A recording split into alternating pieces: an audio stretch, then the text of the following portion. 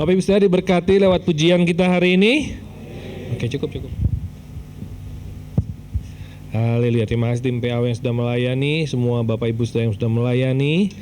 Dan hari ini kita akan sama-sama belajar firman Tuhan. Yang siap katakan sama-sama amin.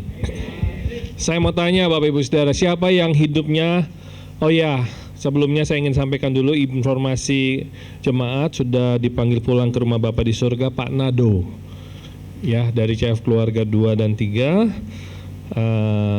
Kalau Bapak Ibu nanti mau melayat boleh, jenazah ada di rumah mereka di Kampung Baru Green Garden Jakarta Barat. Ya, ibadah pelepasan itu nanti akan diadakan besok hari Senin jam 8 pagi, tutup peti, lalu kita bawa untuk pemakaman di TPU Tegal Alur. Ada yang kenal Pak Nado? Ada ya? Oke. Usia 75 tahun. Jadi Bapak Ibu Saudara, saya mau mengajak kita mengingat kembali. Firman Tuhan berkata, ajar kami menghitung hari-hari kami dalam dunia ini supaya kita beroleh hati yang bijaksana. Saya ingin mengingatkan kita semua. Kita semua hidup di dunia ini ada batas waktu. Amin. Bilang sama kiri kanannya, kamu ada batas waktunya loh. Ya. Takutnya sebelahnya lupa, kiranya nggak ada batas waktu. Jadi kita harus ingetin, ada batas waktunya. Jadi mari kita harus mempersiapkan diri kita. Kalau memang waktunya kita dipanggil, kita sudah siap. Amin. Dan juga kita harus menyiapkan diri kita. Kalau ada orang yang kita kasihi, keluarga kita yang kita kasih dipanggil Tuhan, kita juga harus siap. Amin. Ya. Jangan nanti kalau sudah dipanggil Tuhan baru nangis di samping peti, nangis begitu. Ya kalau nangis sih nggak apa-apa ya. Tapi mari selama orang yang kita kasih hidup, kita juga harus bisa menunjukkan kasih kepada mereka. Amin. Supaya nanti kalau waktunya mereka dipanggil pulang, tidak ada penyesalan lagi dalam hidup kita semua. Amin. Yang mengerti katakan amin. Oke, itu informasi pengumuman yang bisa saya sampaikan. Dan hari ini kita belajar sama-sama Roh Kudus dalam kitab Bilangan. Haleluya. Saya mau tanya dulu, siapa yang ingin berhasil dalam hidupnya? Betul ya, mau berhasil ya. Kita semua kepengen berhasil, kita semua hidupnya pengen berhasil. Kita tidak mau hidup kita hanya biasa-biasa saja. Tapi kadangkala kenyataannya yang kita hadapi adalah tidak semua orang mencapai keberhasilan. Ada yang mencapai, puji Tuhan, ada yang bisa lebih, haleluya. Tapi kadang-kala ada juga orang yang tidak bisa mencapai keberhasilan. Nah, di dunia ini ada banyak faktor yang bisa mempengaruhi keberhasilan seseorang. Misalnya usaha, ketekunan, keberanian, kepandaian, ya. Di dunia ini berkata hal-hal itu merupakan faktor-faktor yang mempengaruhi, yang bisa menentukan keberhasilan seseorang. Ya, tetapi sebagai anak Tuhan, kita harus percaya juga bahwa keberhasilan sejati bukan saja ditentukan oleh kekuatan, kemampuan kita secara jasmani, secara manusia, tapi juga keberhasilan sejati itu ditentukan oleh penyertaan Tuhan, ditentukan oleh anugerah Tuhan. Yang percaya katakan amin. Nah, dalam kitab Bilangan ini kita akan melihat, kita akan menemukan kisah yang amat sangat dahsyat, kisah yang sangat inspiratif, yaitu tentang dua tokoh. Boleh klik selanjutnya. Nah, ini dia. Ini penggambarannya. Ada dua orang ini berhasil mencapai sesuatu, berhasil mencapai janji Tuhan untuk umatnya. Apa janji Tuhan? Masuk ke tanah perjanjian, masuk ke tanah Kanaan. Ya, sedangkan banyak orang yang terpaksa tidak bisa masuk. Jadi ada dua tokoh yang sangat inspiratif, yang sangat dahsyat. Dua orang ini, mereka berhasil masuk ke tanah perjanjian, padahal banyak orang yang gak masuk. Tuhan marah. Tuhan bilang yang melihat mujizat di Mesir, yang tidak percaya aku, yang umurnya mungkin waktu keluar kurang lebih 20 tahun ke atas, mereka nggak masuk tanah perjanjian. Kecuali dua orang ini, Yosua dan Kaleb. Ya, luar biasa, cuman dua. Ya, kalau kita implementasikan dalam kehidupan masa kini, misalnya dalam bisnis dan usaha, di tengah mungkin persaingan bisnis, banyak bisnis yang tumbang karena katanya krisis ekonomi dan sebagainya. Ada orang-orang yang mampu bertahan. Bukan hanya bertahan, tapi lebih berkembang lagi. Haleluya. Kalau di bidang profesi, di mana begitu banyak karyawan yang berjuang di dunia kerja untuk mendapatkan promosi, tapi hanya, kalau kita ambil gambarnya, ya dua orang ini yang mendapat promosi. Ya, kalau dalam perjalanan hidup, di mana banyak orang berjuang, bergumul, mengatasi tantangan hidup, masalah-masalah hidup, keuangan, kesehatan, keluarga, hubungan, ada orang-orang yang keluar sebagai pemenang. Yang lain mungkin tidak berhasil. Nah, kalau kita melihat kisah ini ada tulisan dua orang vs satu bangsa. Jadi dari begitu banyak orang Israel, ya, hanya dua orang ini yang dari grup ini yang bisa masuk. Nah, makanya tentu akan timbul pertanyaan, apa yang membuat mereka bisa masuk tanah perjanjian?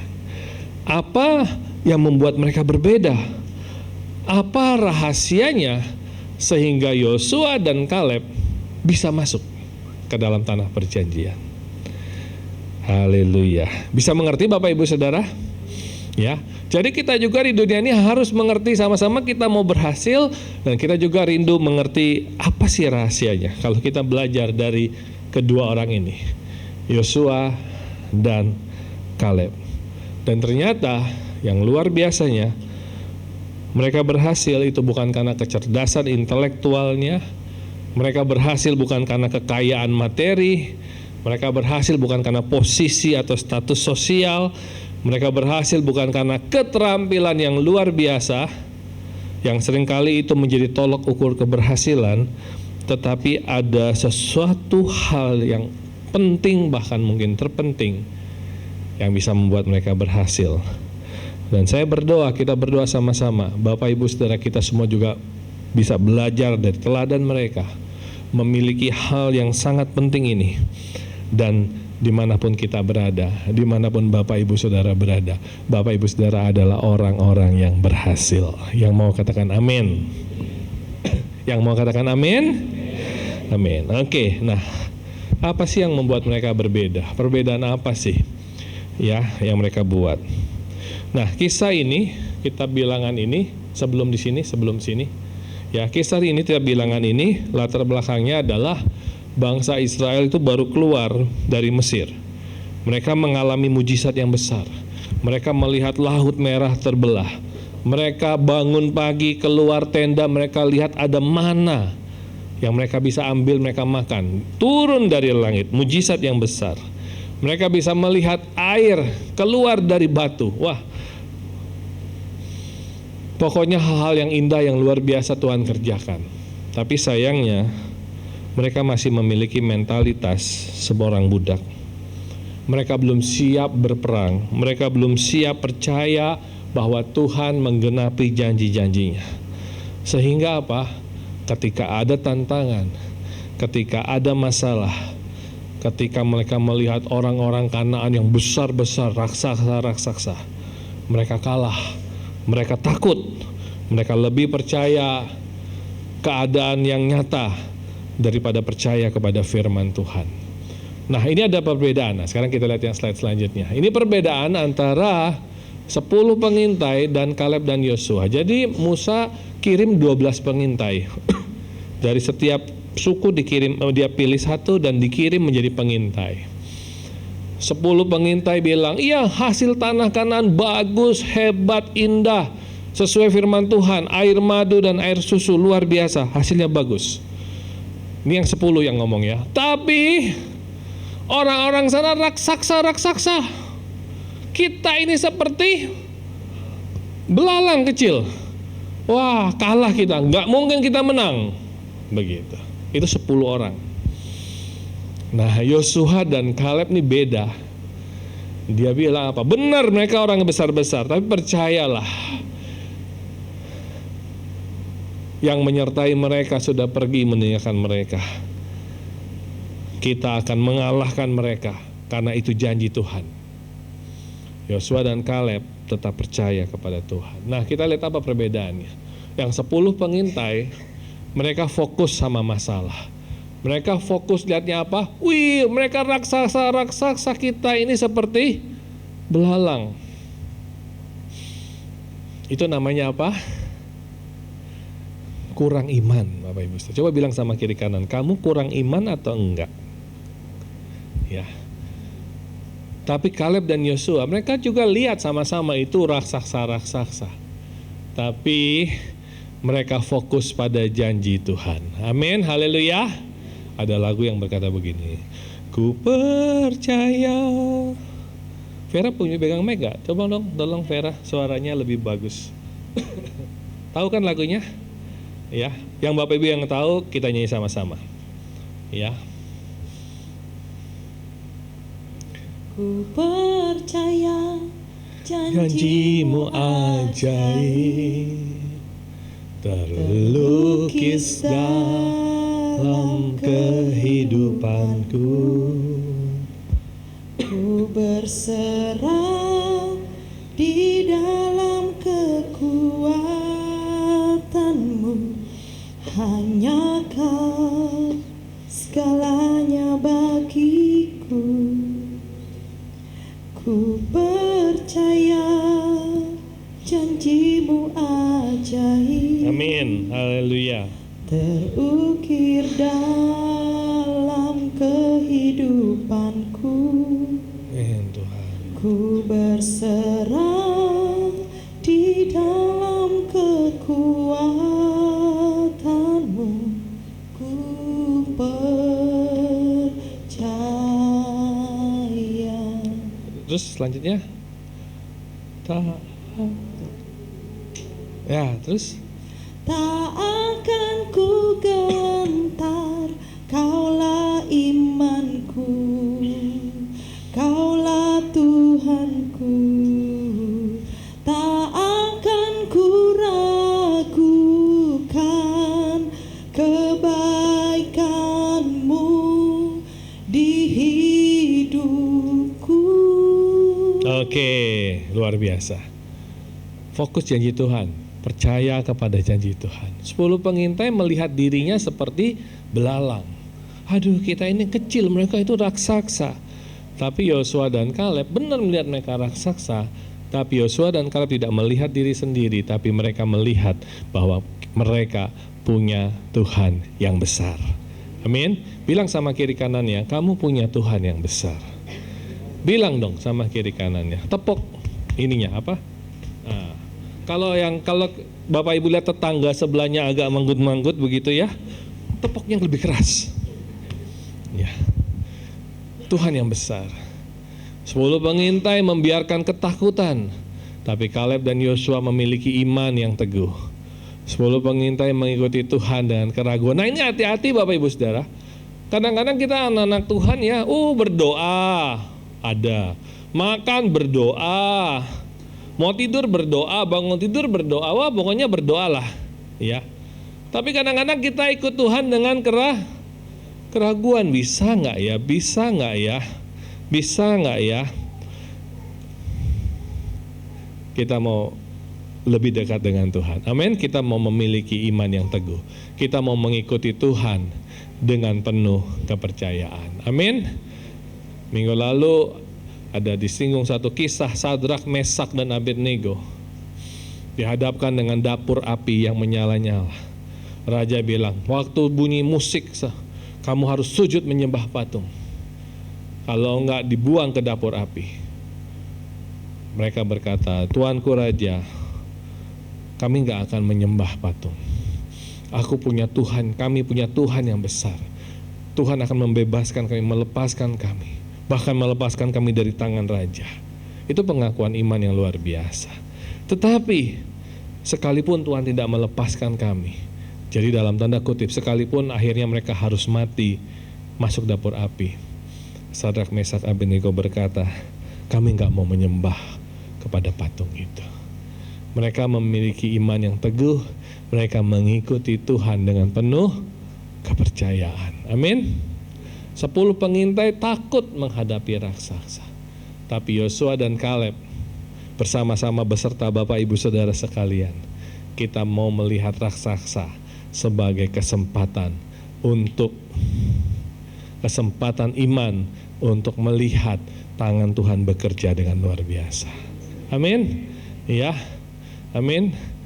10 pengintai lebih percaya kepada keadaan, tapi Kaleb dan Yosua berkata mereka lebih percaya kepada janji Tuhan. Nah, ini perbedaannya.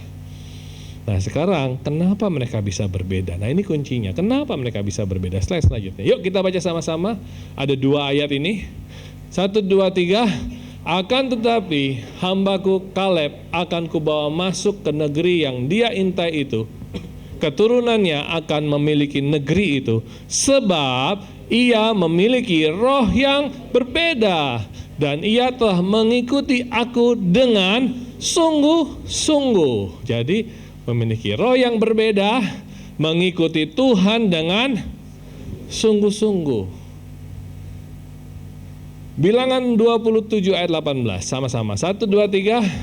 Lalu Tuhan berfirman kepada Musa, ambillah Yosua bin Nun, seorang yang penuh roh, letakkanlah tanganmu atasnya. Nah, catatan full life ini, seorang yang penuh roh ini menunjukkan kepada Roh Kudus. Jadi kenapa mereka bisa berbeda? Karena Roh Kudus ada di dalam hidup mereka. Amin. Roh Kudus memimpin hidup mereka. Bapak Ibu, siapa yang mau berhasil dalam hidup ini? Siapa yang mau berbeda daripada orang lain? Pastikan Roh Kudus ada dalam hidupmu, dan pastikan Roh Kudus memimpin hidupmu. Amin. Gak cukup ada di dalam hidup kita, tapi pastikan Roh Kudus memimpin hidupmu. Taat kepada tuntunan Roh Kudus. Amin. Gak cukup Roh Kudus ada dalam hidup kita, kita juga perlu berdoa, memuji, menyembah Tuhan, membaca firman Tuhan. Amin. Haleluya. Ya.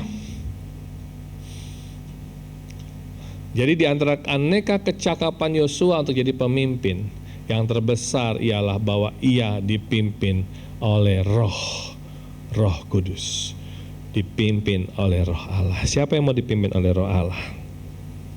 Amin. Yang mau dipimpin oleh Roh Allah, ya, ini akan membuat kita berbeda. Haleluya. Semua orang yang dipimpin oleh Roh Allah adalah anak-anak Allah. Semua orang yang dipimpin oleh Roh Allah itu membuat perbedaan. Amin. Ya. Rindukanlah Tuhan, aku mau dipimpin oleh Roh-Mu. Rindukanlah, ya.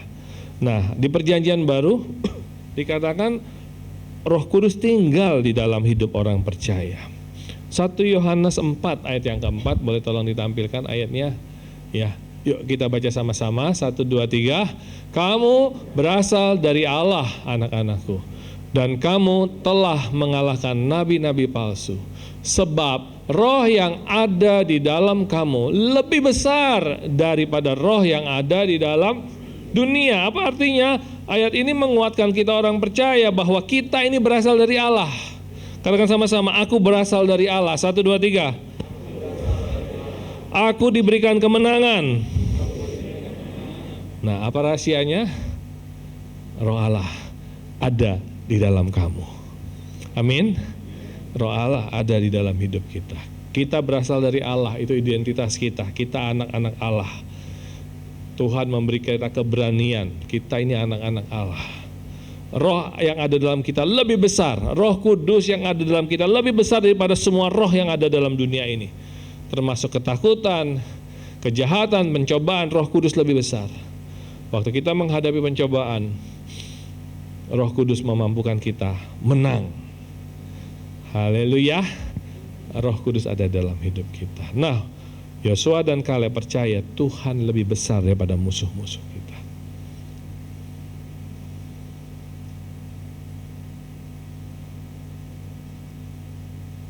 Tuhan lebih besar dari apapun juga. Amin. Ya. Dalam pimpinan Roh Kudus ada kemenangan yang besar. Waktu Roh Kudus tinggal di dalam hidup kita, memimpin hidup kita, tidak ada yang mustahil. Amin. Ya, kita bisa mengatasi semua tantangan. Kita bisa mengatasi semua masalah. Ayat selanjutnya, boleh tolong diklik. Roma 8 ayat yang 11. Yuk kita baca sama-sama. 1, 2, 3. Dan jika roh Dia yang telah membangkitkan Yesus dari antara orang mati diam di dalam kamu, maka Ia yang telah membangkitkan Kristus Yesus dari antara orang mati akan menghidupkan juga tubuhmu yang fana oleh Roh-Nya yang diam di dalam kamu. Amin. Nah, ini luar biasa kerja Roh Kudus. Roh Allah, Roh Kudus membangkitkan Yesus dari antara orang mati. Kuasanya yang sama juga bekerja dalam hidup kita yang percaya, mengatasi kelemahan kita. Yosua dan Kaleb bisa punya keberanian, iman, percaya, sekalipun lewat melihat raksasa-raksasa orang-orang yang besar-besar. Mereka percaya bahwa Tuhan itu lebih besar. Amin.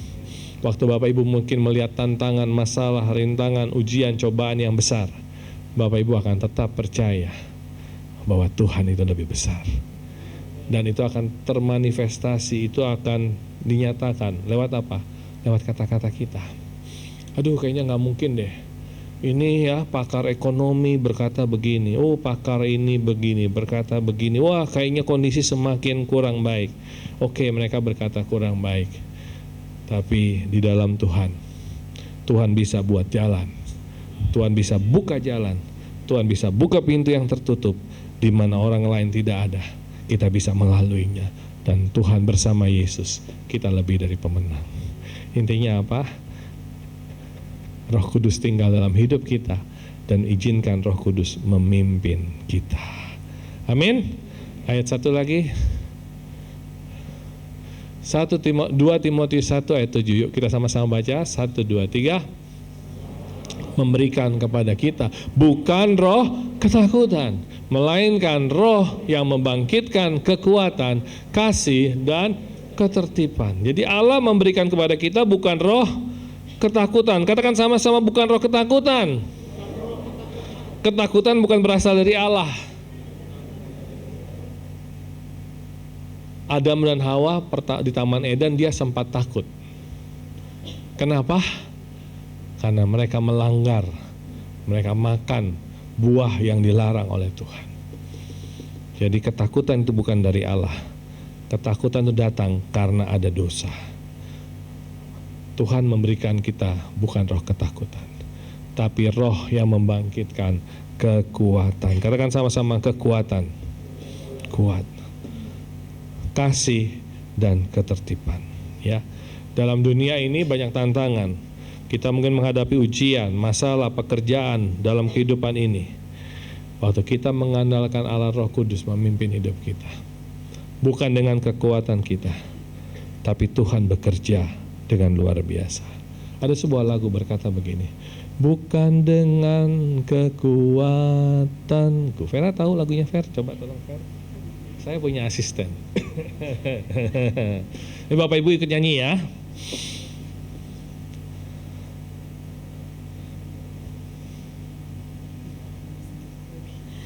Bukan dengan kekuatanku ku dapat jalani hidupku tanpa Tuhan yang di sampingku. Ku tak mampu ada lagunya. sendiri. Terima kasih. Engkaulah kuatku yang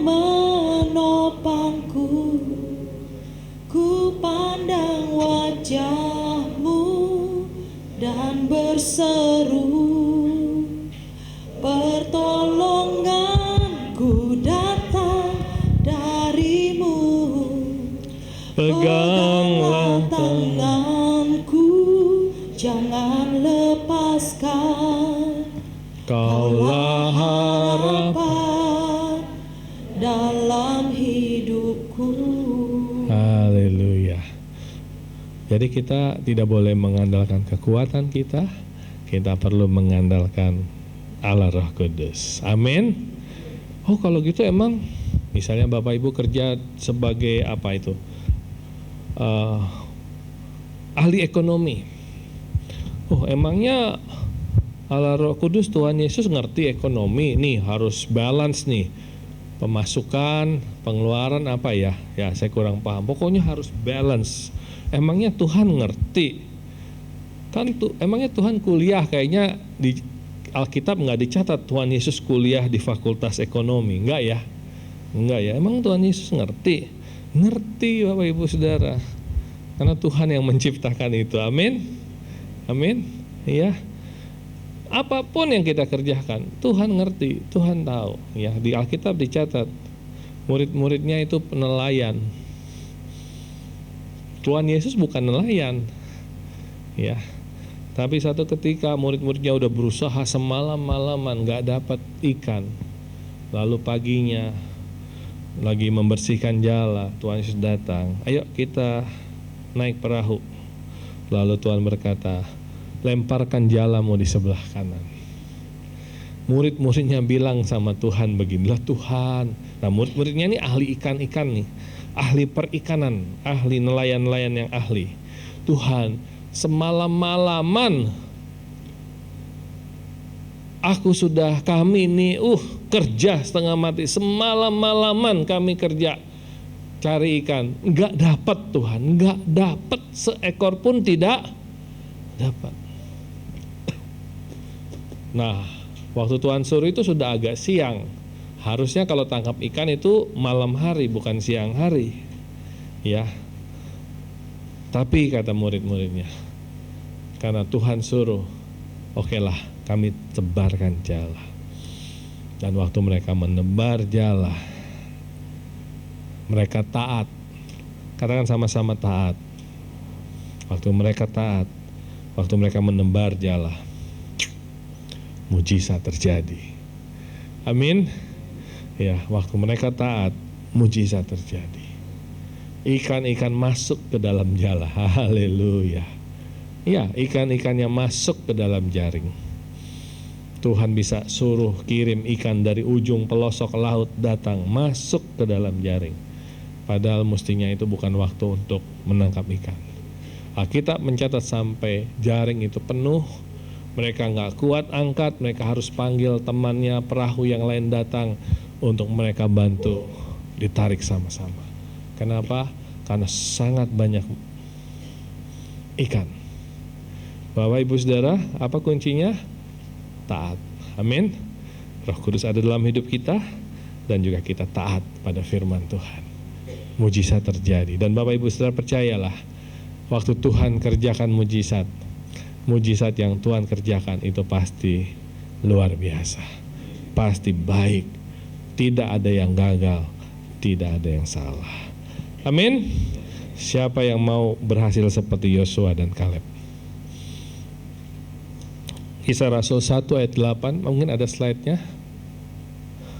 Oh ya, Kisah Rasul 1 ayat 8.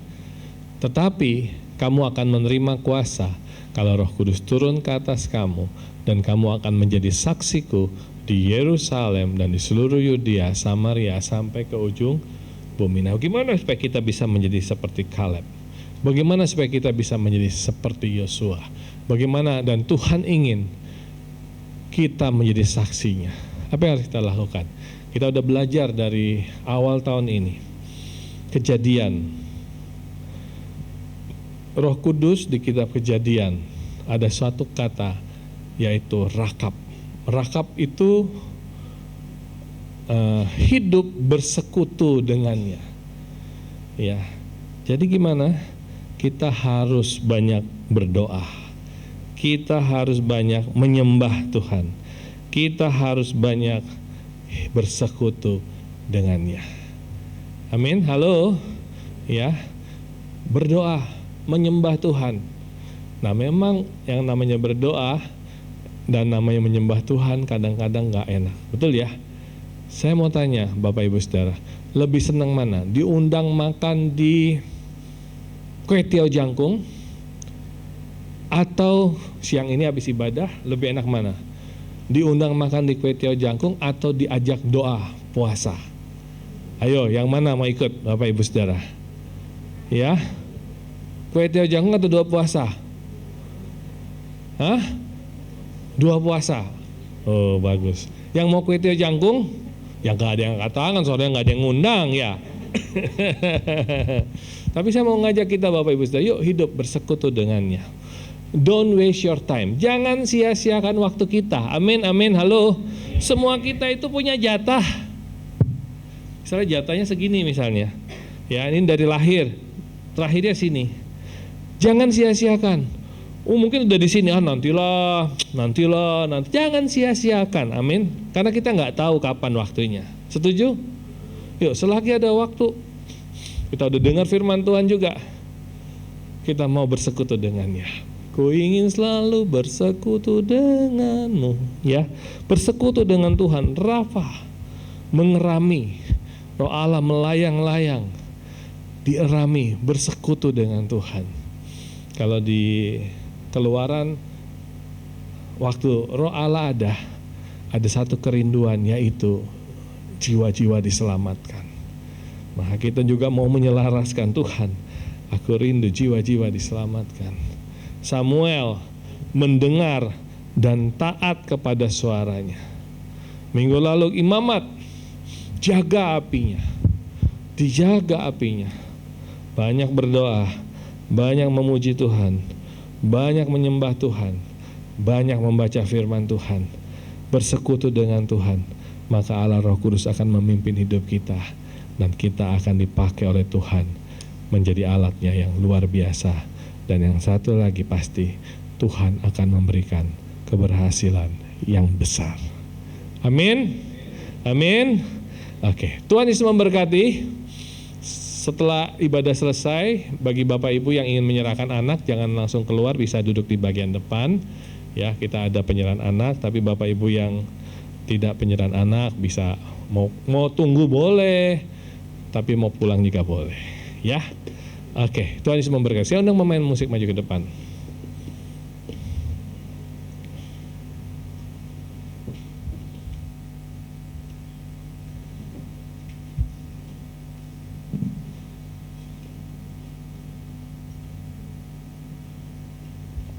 Apa yang kita butuhkan Bapak Ibu Saudara? Roh Kudus di kitab Bilangan ini apa yang kita butuhkan? Apa yang kita butuhkan? Allah Roh Kudus tinggal dalam hati kita. Amin. Haleluya. Yuk kita akan naikkan sebuah pujian. Rohmu yang hidup.